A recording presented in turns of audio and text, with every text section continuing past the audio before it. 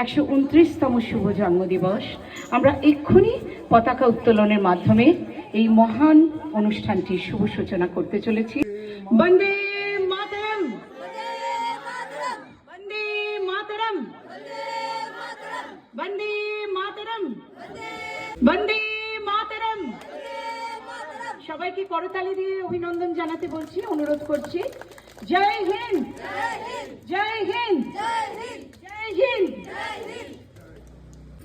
আমাদের সমবেত সঙ্গীত আছে, তারপর জাতীয় সঙ্গীতের মাধ্যমে অনুষ্ঠানের সমাপ্তি হবে, মানে নেতাজি জন্ম জয়ন্তী পালন।